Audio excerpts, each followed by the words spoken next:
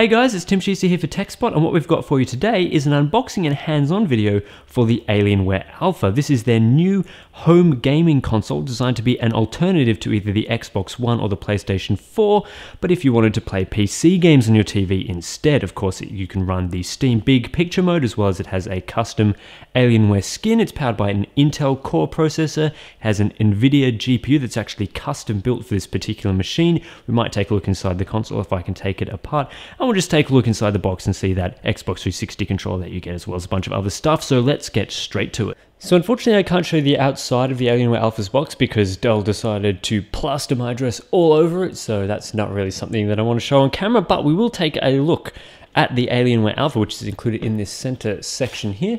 As you can see already, it's not that much larger than my hand. Sort of check out my hand there compared to the Alienware Alpha unit itself. You can sort of see that Alienware styling, but we'll take a look at that in a little bit more detail in just a sec. You also get underneath there an HDMI cable, which you can use to connect to your TV, which is of course excellent.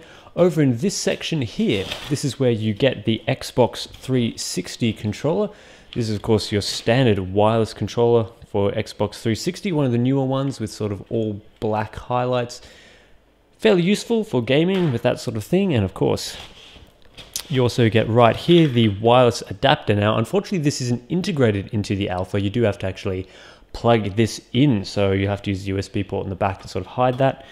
But you do get that. Over in this section, you get the fairly sizable power brick, which you can see there, that plugs into the Alpha at the back, as well as the standard power cable, so nothing too exciting there.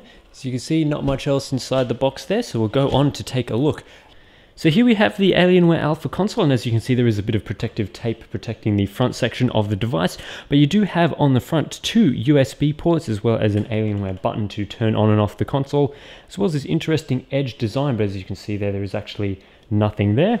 Nothing on either the left or right side, but as you get around to the back, you can see the rear vents for venting out any exhaust from the powerful internal components. You also get power, as well as HDMI in and out. So out of course goes to your TV, in is for any HTPC functionality, which is great to see. Also optical audio, Ethernet, two more USB ports. One of those will need to be used for the Xbox 360 controller adapter there. That is of course all you can see there. You can see the top sort of design there. There's this interesting Y-shaped pattern on the top. It's made of a nice matte plastic, while the edges are a bit more glossy. And on the bottom, we can see the internal grille, which sort of course, will intake some air and also allow us to take apart the console a little bit later. We've got some Intel branding, Windows 8 it will run, as well as Alienware skin and all sorts of regulatory information there. We also have a little port here, which you can open up to reveal this section here. Now what this is when Steam releases their Steam controller, you'll be able to insert in there a little adapter that will allow you to use it with the Steam controller. So it's a very interesting feature that they've included, as I dropped the little case there, but that is an interesting feature that allows it to be forwards compatible with the Steam controller when that is released, which we're not even sure when that's going to happen, but hopefully it will happen sometime in the near future. Let's take a look inside. So I've taken off the outer shell of the Alienware Alpha to sort of give you a good inside look at what exactly Dell has done with the internal configuration of this device. You can see that we've got two different blower style fans right here. This one is designated for the CPU, this one for the GPU, and you can actually take off these shrouds to reveal the internal heatsinks that we've got there. So this is the GPU one. You can see I'm not going to actually take off this heatsink, but that is exactly where the GPU is located, and you can see that we've got a little Wi-Fi chip over here, as well as, I'm guessing this is probably these north bridge or south bridge for the chip, with a little bit of pressure on there, giving it a bit of, you know, a bit of heatsink, small heatsink right there. Of course, we can just reinsert these fans back over. They're a little bit tricky to get back on, but eventually they do click on. Over on this side, we have the CPU fan, so we can just take that one off.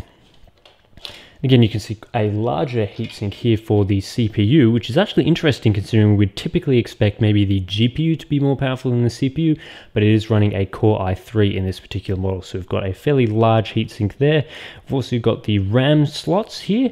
So we've got two very small DIMMs right there, and we've got a free slot at the top here. So if you did want to open up this system and reconfigure it with some more RAM, you do have the ability to do so right there. I believe it is configured with 4 gig out of the box, so that should be fine. I imagine if you buy a higher pre-configured system, which might come with 8 gig, that it will give you a second DIMM in that area. You can see on one of the sides we have a couple of antennas. In fact, it's on that side, you can see there. But the most interesting thing, aside from those CPU and GPU coolers, is taking a look from the underside. So what we have here is, this is the slot where I mentioned that the wireless configuration, the wireless sort of dongle would go for the Steam controller. It's actually just a USB port right there, so there's no proprietary connector or anything there. For the meantime, you could probably use it for some sort of other thing if you really wanted.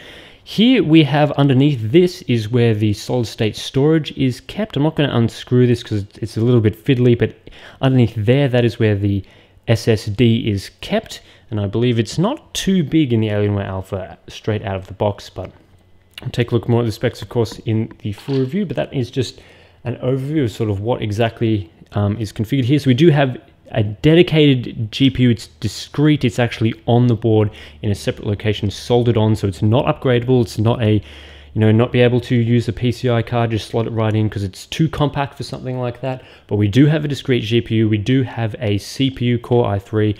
I'm not exactly sure what this GPU is based off, because it is a proprietary model that is specifically for the Alpha, but I believe it is based off something around a 750, GTX 750 or a GTX 750 Ti. But I will have to check that, and of course we'll get some full performance numbers and everything using this system as an actual gaming console. So I hope you enjoyed this quick look at the Alienware Alpha. We'll have a full review on TechSpot.com in the coming weeks. Don't forget to subscribe to this YouTube channel for more unboxings and full reviews, including the Lenovo Yoga 3 Pro, coming very shortly. Thanks guys, and I'll catch you later.